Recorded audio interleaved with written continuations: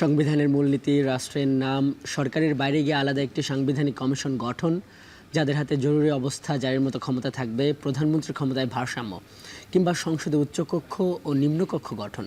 এ নিয়ে যখন স্পষ্ট ভিন্নমত দলগুলোর মধ্যে, তখন সংস্কার নিয়ে কাজ করা জাতীয় ঐক্যমত্য কমিশন সংস্কারের ব্যাপারে দলগুলোকে এক জায়গায় আনার প্রচেষ্টা চালিয়ে যাচ্ছে। কিন্তু কোনো কোনো ক্ষেত্রে যদি দলগুলো একমত হয়ও, তা বাস্তবায়নের ক্ষমতা আছে কি এই সরকারের হাতে? আজকের ভোটে ট্রেনের জন্য বিশেষ সংবিধান সংস্কার নির্বাচন নিয়ে আলোচনা করতে আজ আমাদের সঙ্গে যুক্ত আছেন সংবিধান সংস্কার কমিশনের সাবেক প্রধান এবং জাতীয় ঐক্যমত্য কমিশনের সহসভাপতি অধ্যাপক আলী রিয়াজ। তার সঙ্গে আজকের পুরো আয়োজনে আপনাদের সঙ্গে থাকবো আমি আজহার লিমন। সরাসরি আমরা আলোচনাতেই ঢুকতে চাই। অধ্যাপক আলী রিয়াজ, আপনাকে স্বাগত আমাদের ভোটের ট্রেনে। আজকে ভোটের ট্রেনের 134তম পর্ব এবং যেহেতু গণঅভ্যুত্থান পরবর্তী নির্বাচন ও সংস্কারের পথে হাঁটছে বাংলাদেশ, আমরা এই আমাদের সবগুলো পর্বেই এই ভোট রাজনীতি সংস্কার নিয়ে আলোচনা করেছি।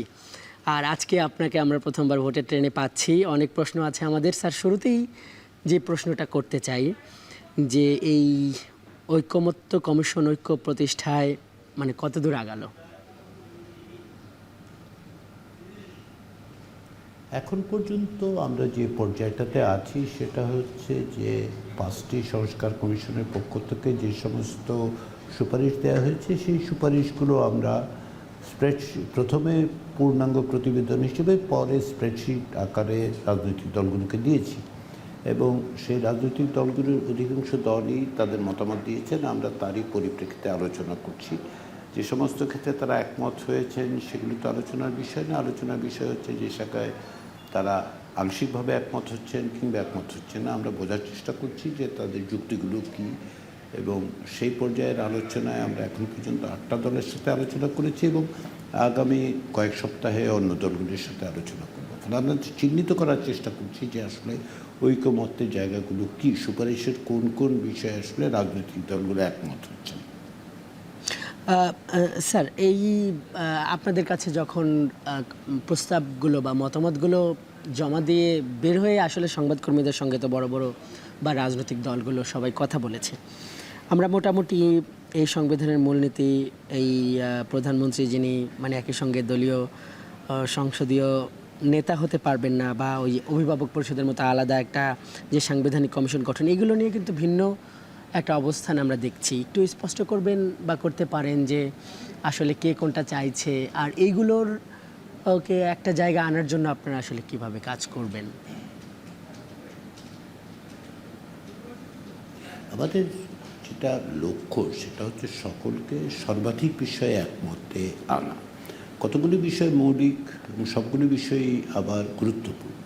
তো সেদিক থেকে আমরা তো ইতিমধ্যেই দেখতে পাচ্ছি, যেমনটি আপনারাও লক্ষ্য করেছেন, যখনই তারা রাজনৈতিক দলগুলো মতামত দিতে এসছেন তারা কিন্তু উল্লেখ করেছেন যে তারা কতগুলো বিষয়ে একমত। সংখ্যাগরিষ্ঠ ক্ষেত্রে আপনি দেখবেন, অন্তত এখন পর্যন্ত আমরা যেটা দেখতে পেয়েছি যে সংখ্যাগরিষ্ঠ সুপারিশের ব্যাপারে ঐকমত্য আছে। এখন প্রশ্ন হচ্ছে মতপার্থক্য কি আছে? অবশ্যই আছে। রাজনৈতিক দলগুলো আলাদা দল, তাদের অবস্থান আছে। আমরা তাদের যুক্তিগুলো শুনতে পারলে এবং কেন এই সমস্ত সংস্কার প্রস্তাব দেওয়া হয়েছে সেগুলো ব্যাখ্যা করতে পারলে ক্ষেত্র বিশেষে আমরা আশা করছি তাদের অবস্থানের পরিবর্তনও ঘটতে পারে, সেটা আমাদের প্রত্যাশা। আবার যদি মনে হয় যে যৌক্তিকভাবে আসলে দুই পক্ষ, অর্থাৎ পক্ষ অর্থে নয়, দুদিক থেকে কিছুটা ছাড় দিয়ে একটা মধ্যবর্তী জায়গায় দাঁড়ানো যাবে, সেটাও আমরা বিবেচনা করে দেখব। আসলে এটা তো আসলে দুই পক্ষের মধ্যে দর কষাকষির বিষয় নয়। বিষয়টা হচ্ছে যে সকলেই চান সংস্কার, সকলেই চান একটি গণতান্ত্রিক স্থায়ী ব্যবস্থা প্রাতিষ্ঠানিক রূপ দেওয়া, তার সকলেরই চেষ্টাটা আছে। আমাদের বুঝতে হবে যেটা, সেটা হচ্ছে যে কীভাবে সেটা অর্জন করা যায়, কোন ধরনের সংস্কার করলে এই ধরনের সংস্কার স্থায়ী হবে, প্রাতিষ্ঠানিক ভিত্তি তৈরি হবে। তো মতপার্থক্যগুলো এখন আছে, আলোচনার মধ্যে দিয়ে আমরা আশা করছি যে অনেকটা পথ অগ্রসর হওয়া যাবে। স্যার, আপনার কাছে আমাদের আরও অনেক প্রশ্ন আছে। একটা বিরতিতে যেতে হবে। দর্শক দেখছেন ভোটের ট্রেন, যাচ্ছে একটি বিরতিতে। বিরতির পর স্বাগত। দেখছেন ভোটের ট্রেন। আজ আমাদের সঙ্গে যুক্ত আছেন জাতীয় ঐক্যমত্য কমিশনের সহসভাপতি অধ্যাপক আলী রিয়াজ। স্যার, আমরা আপনার কাছে আবার আসছি। স্যার, যেটি বিভিন্ন রাজনৈতিক দলের কাছ থেকেও একটা বিভিন্ন ধরনের দাবি আছে, আবার যেহেতু গণঅভ্যুত্থান পরবর্তী একটা নির্বাচন হবে, একটা স্বৈরাচারের বিদায় হয়েছে, স্যার, বিভিন্ন রাজনৈতিক দলগুলোর মধ্য থেকে মানুষের মধ্য থেকেও আকাঙ্ক্ষা আছে যে এই যে যে সংস্কারের আলোচনাগুলো হচ্ছে এগুলোর আসলে বাস্তবায়ন হবে কিনা, এই সরকার করতে পারবে কিনা। যেমন আমরা দেখলাম যে এই দলগুলোর মধ্যে একটা বড় সংখ্যক দল সংখ্যানুপাতিক নির্বাচন দ্বিকক্ষ বিশিষ্ট এটি এখনই বাস্তবায়ন চাইছে, অর্ডিন্যান্সের মাধ্যমে চাইছে, আবার অনেকে এটার ভেটো দিচ্ছে। তো এই জায়গায় আপনারা কি করবেন? আসলে মানুষের যে সংস্কার আকাঙ্ক্ষা তারা এটি জানতে চাচ্ছে যে এটাই কতদূর পৌঁছলো, এই ব্যাপারে আপনার কাছ থেকে আমরা কি উত্তর পেতে পারি?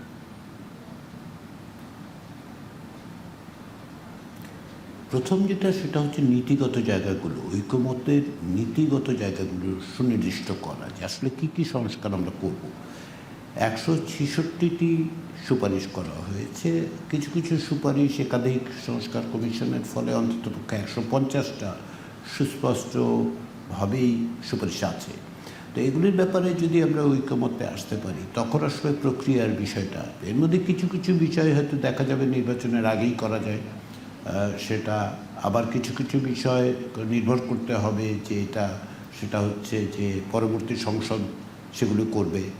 তবে সবচেয়ে বড় জিনিস যেটা সেটা হচ্ছে এই বিষয়ে একটা কমিটমেন্ট তৈরি করা, যখনই হোক, এখন হবে কি পরে হবে, তার জন্য রাজনৈতিক দলগুলোর একটা কমিটমেন্টের জায়গা থেকে আমরা বলেছি একটা জুলাই সনদ তৈরি করা, জাতীয় সনদ তৈরি করা। সেটা যদি সকলে একমত হন তাহলে তখন আমরা পথের বিষয়টা নিয়ে আলোচনা করতে পারবো যে কোনটা কিভাবে আসলে বাস্তবায়ন করা যায়, কখন বাস্তবায়ন করা যায়। স্যার, এখানে দুইটা প্রশ্ন করতে চাই। একটা হলো যে আপনি বললেন যে একটা উল্লেখযোগ্য সংখ্যক প্রস্তাবের সঙ্গে মোটামুটি সবাই একমত হয়েছে বা রাজনৈতিক দলগুলো একমত হয়েছে। এই যে যেগুলোতে একমত হলো এইগুলো এই সরকারের অর্ডিন্যান্স জারির মাধ্যমে বাস্তবায়নের পথে এগোনোর সুযোগ আছে কিনা? আর যেহেতু নির্বাচনটা একটা বড় গুরুত্বপূর্ণ ব্যাপার একটা গণঅভ্যুত্থানের পর, সেই জায়গায় এই নির্বাচন সংশ্লিষ্ট যে সংস্কারগুলো আছে, দ্বিকক্ষ কিংবা ধরেন আনুপাতিক নির্বাচন, এই ব্যাপারগুলো কি মানে বাস্তবায়ন হওয়া সম্ভব, যেগুলো বিভিন্ন রাজনৈতিক দল দাবি করছে?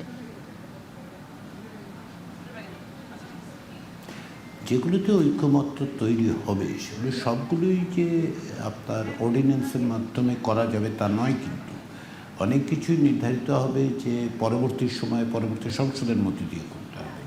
কিছু বিষয় একটা দীর্ঘমেয়াদের ব্যাপার আছে, ধরুন শুধুমাত্র সংবিধানের প্রশ্ন না, সংবিধানের বাইরের প্রশ্ন আছে। ধরুন দুর্নীতি দমন কমিশন বিষয়ক যে সংস্কার, নির্বাচন ব্যবস্থার কিছু সংস্কার সম্ভবত নির্বাচনের আগেই করতে হবে, আবার কিছু কিছু সংবিধান সংশ্লিষ্ট বিষয় পরে করতে হবে। ফলে যে সবটাই এই সরকার অর্থাৎ অন্তর্বর্তী সরকার করতে পারবেন, করতে চান, আমার তা মনে হয় না।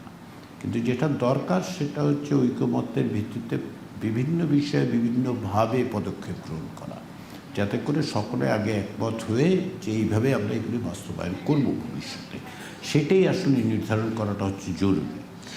স্যার, এখানে একটু আরেকটা প্রশ্ন করতে চাই স্যার। এখানে যে ঐক্যমত্যের যে ব্যাপারটা, এখানে কি আপনারা সবার মতামতকে ঐক্যমত্য বলছেন নাকি সংখ্যাগরিষ্ঠের মতামতকে ঐক্যমত্য বলছেন? আরেকটা প্রশ্ন বিরতির পরে করব স্যার, সেটা হলো যে জুলাই যে চার্টার, এটা আসলে কত শক্তিশালী হবে?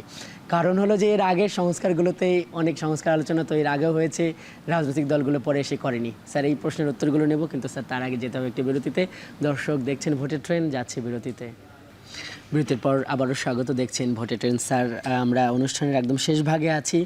যেই প্রশ্নটা যে দুটি প্রশ্ন আপনার কাছে রেখে গিয়েছিলাম, এর সঙ্গে আরেকটা প্রশ্ন করি স্যার। এই বড় যে দলগুলো, রাজনৈতিক দলগুলো না চাইলেই একটা সংস্কার হবে না, সেইটা কি হইতে পারে? মানুষ তো এরকম প্রশ্ন তুলছে।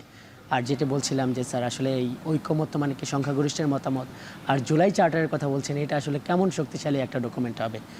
এমন তো আছে যে এর আগে আমরা দেখেছি যে রাজনৈতিক দলগুলো ক্ষমতায় গিয়ে আর কিছু করেনি। আপনার দ্বিতীয় প্রশ্নটা থেকে শুরু করি যে জুলাই চার্টার কতটা শক্তিশালী হবে।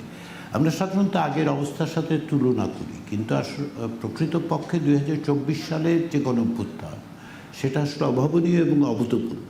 ফলে একে পুরনো যে কোনো ব্যবস্থার সাথে তুলনা করাটা সঠিক কিনা সে বিষয়ে আমার প্রশ্ন আছে। 1990 সালের গণঅভ্যুত্থান ক্ষমতা বদলের জন্য চেষ্টা করেছে, 2024 সালের গণঅভ্যুত্থান রাষ্ট্র ক্ষমতার পরিবর্তন এবং সংস্কার দুটোই দাবি করেছে। সেই কারণেই এটার পটভূমিটা ভিন্ন, এবং সে কারণেই সকলকে বলতে হচ্ছে যে আমরা এই সংস্কার প্রক্রিয়ার সঙ্গে যুক্ত আছি। আপনি বলছেন যে আসলে সংখ্যার বিবেচনার থেকে আসলে কোন সময় আমরা বুঝতে পারবো জাতীয় ঐক্যমত্য হচ্ছে। প্রথমত আমরা চাইব সকল রাজনৈতিক দল যাতে একটা কোনো বিষয়ে একমত হন, তাহলে সেটা সবচেয়ে ভালো। কিন্তু শুধু সংখ্যা দিয়েও বিবেচনা হবে না, কারণ সকল দলের সম পরিমাণ, প্রভাব এবং শক্তি নেই। আবার শুধুমাত্র বড় দল ছোট দল বিবেচনা করলে তো হবে না, জনগণের প্রতিনিধিত্বের অংশটাও থাকতে হবে। এই সমস্ত বিবেচনা করেই আসলে আমাদেরকে সিদ্ধান্ত নিতে হবে, এবং এই সিদ্ধান্ত গ্রহণ প্রক্রিয়াটাও আসলে রাজনৈতিক দলের সাথে আলোচনার মধ্যে দিয়ে দাঁড়াবে। স্যার যেহেতু স্যার নির্বাচনের ব্যাপারে আলোচনা হচ্ছে, সংস্কারের ব্যাপারটাও গুরুত্ব পাচ্ছে, শেষ প্রশ্নটা এটা করি যে স্যার আসলে আপনারা কত সময় নেবেন এই মানুষের আকাঙ্ক্ষা পূরণের ক্ষেত্রে, যেহেতু এই সংস্কার এরপর নির্বাচন দুটি জিনিসই বেশ আলোচনায়?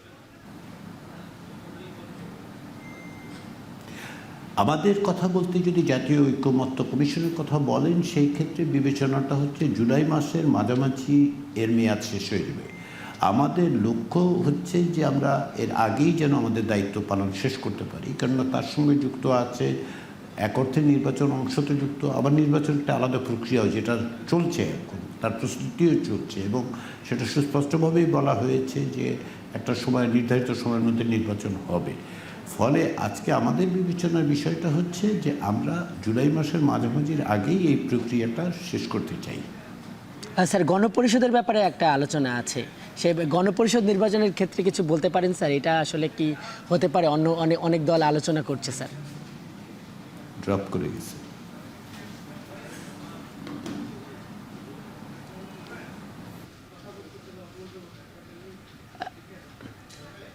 স্যার স্যার স্যার গণপরিষদের একটা আলোচনা আছে যে গণপরিষদ নির্বাচন চাইছে অনেক দল, যে এগুলো এই যে সংবিধান সংস্কারটা বাস্তবায়নের জন্য আর কি।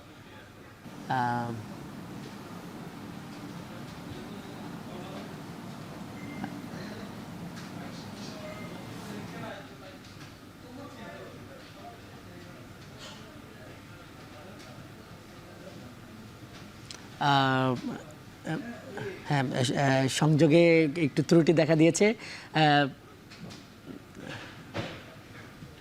জি জি স্যার, গণপরিষদ নিয়ে একটা আলোচনা আছে যে এই সামনের নির্বাচনটা কি গণপরিষদ নির্বাচন হবে নাকি এই সংসদ গঠনের নির্বাচন হবে, যেহেতু মানে সংবিধান সংস্কারের মতো একটা বড় ব্যাপার সামনে আছে এবং আমরা খুব শেষ মুহূর্তে আছি। স্যার সংক্ষেপে যদি একটু উত্তর দেন স্যার। সংক্ষেপে যেটা, এই সিদ্ধান্ত রাজনৈতিক দলের। আমরা যে সমস্ত 6টি পথের কথা বলেছি, এর মধ্যে গণপরিষদের প্রসঙ্গ আছে। স্বাধীন একেবারে আলাদাভাবে গণপরিষদ, আবার একই সংসদ যেটা গণপরিষদ হিসেবে কাজ করবে, পরে সংসদ হিসেবে কাজ করবে। এখন এই সিদ্ধান্ত রাজনৈতিক দলগুলো নেবেন যে আসলে তারা কোন প্রক্রিয়ার মধ্য দিয়ে সংবিধান সংস্কার করতে চান। স্যার আপনাকে অনেক ধন্যবাদ আজকের ভোটের ট্রেনে যুক্ত হবার জন্য। দর্শক, এই ছিল আজকের ভোটের ট্রেনে, এতক্ষণ সঙ্গে থাকার জন্য ধন্যবাদ।